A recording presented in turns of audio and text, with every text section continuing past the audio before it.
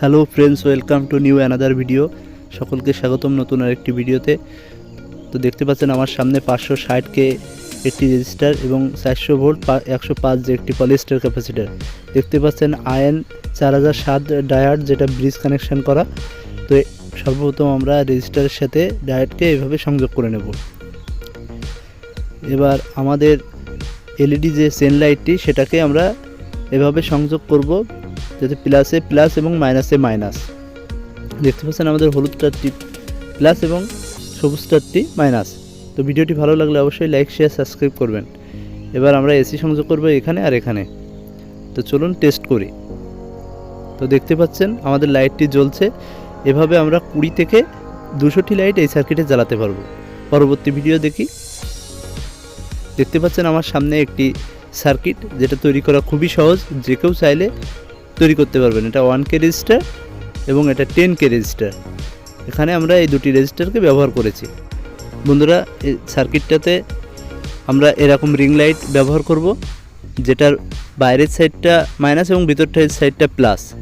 তো এইভাবে আমরা একইভাবে 3টি লাইট এরকম তৈরি করে নিয়েছি, 3টি রিং। তো আমরা এর বাইরের সাইডটা অর্থাৎ নেগেটিভ সাইডটা আমরা একের পর এক একই সাথে সংযোগ করে নিচ্ছি। তো ভিডিওটি ভালো লাগলে চ্যানেলটি অবশ্যই সাবস্ক্রাইব করবেন। বন্ধুরা, দেখতে পাচ্ছেন আমাদের বাইরের সাইডে এভাবে আমরা সংযোগ করে নিচ্ছি। এর প্রত্যেকটি লাইটের বাইরের সাইডটি নেগেটিভ এবং ভিতরের সাইডটি পজিটিভ।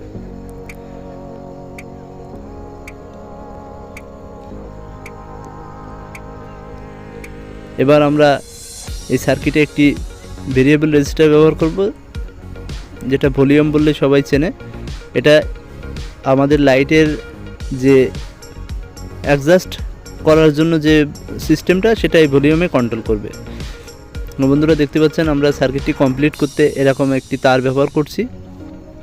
এবার আমরা যে লাইট রিং তৈরি করে নিয়েছি, রিং লাইট, এর পজিটিভ যে কানেকশান, সেটা একের পর এক আমরা তৈরি করে নিচ্ছি। দেখতে পাচ্ছেন বন্ধুরা, আমরা প্রত্যেকটা লাইটের পজিটিভে সংযোগ করছি। 3টি তার আমরা এখানে ব্যবহার করব। আমাদের এই সার্কিটটি 3 চ্যানেল চেসার সার্কিট। তো এবার আমরা এখানে এর পজিটিভ কানেকশান দিচ্ছি, লাইটের পজিটিভ কানেকশান সার্কিট থেকে। তো বন্ধুরা, ভিডিওটি ভালো লাগলে অবশ্যই শেয়ার করবেন, কমেন্টের মাধ্যমে জানাবেন কেমন লাগে। তো এবার আমরা এখানে মাইনাস যে কানেকশান অর্থাৎ নেগেটিভ যে কানেকশান, সেটা আমরা দিয়ে দিচ্ছি। প্রত্যেকটি লাইটের একটি কানেকশান হবে নেগেটিভ। তো এবার আমরা এখানে 12 ভোল্ট ব্যাটারি সোর্স বা 12 ভোল্ট ডিসি সোর্স ব্যবহার করছি। আমাদের সার্কিটটি রেডি, আমি দেখাচ্ছি। দেখুন, এভাবে আমরা আমাদের যে সার্কিটটি রানিং করছে। তো এবার আমি ভলিউমটিকে ঘুরিয়ে লাইটটি অ্যাডজাস্ট করে দেখাবো এবং লাইটটি ডবল বাফারিং করবে, অর্থাৎ ডবল ব্লিঙ্ক করবে। তো সেটা কিভাবে আমি দেখাচ্ছি। দেখুন একই লাইটে ডবল বাফারিং হচ্ছে। তো ভিডিওটি অবশ্যই ভালো লাগলে লাইক, শেয়ার, কমেন্টের মাধ্যমে জানাবেন। চলুন পরবর্তী ভিডিওতে, অর্থাৎ 3 নম্বর প্রজেক্টে। এটা একটি সেন্সার লাইট হবে, যেটা অটোমেটিক্যালি কাজ করবে। এখানে কোনো রিলের ব্যবহার করব না আমরা। দেখতে পাচ্ছেন এরকম একটি চার্জিং সার্কিট ব্যবহার করছি, যার ব্যবহারের খুবই প্রয়োজন আছে, কারণ এটা ব্যবহার করলে আপনার ব্যাটারিতে ওভারচার্জ হবে না এবং এখানে আউটপুট ইনপুট সব কিছুই খুব ভালোভাবে লেখা আছে। আপনারা চাইলে এটা ব্যবহার করতে পারেন।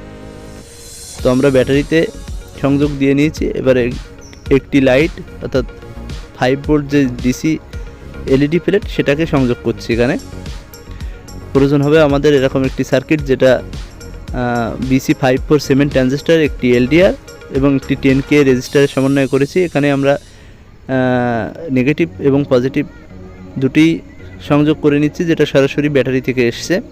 এবার আমরা এলইডির পজিটিভ এবং ব্যাটারির পজিটিভ এই রেজিস্টারে সংযোগ করে নেব, নিলে আমাদের সার্কিটটি কমপ্লিট হয়ে যাবে। তো আমাদের সার্কিটটি এখন ওয়ার্কেবল, কাজের জন্য রেডি। তো দেখতে পাচ্ছেন সার্কিটটি এরকম হয়েছে। এখন সেন্সারের মাথায় হাত দিলে বা অন্ধকার পেলেই লাইটটি অটোমেটিক্যালি জ্বলে উঠবে। আমি দেখাচ্ছি, দেখুন লাইটটি অফ করলেই জ্বলছে এবং অন করলেই লিভে যাচ্ছে। তো এইভাবে আমাদের সার্কিটটি রান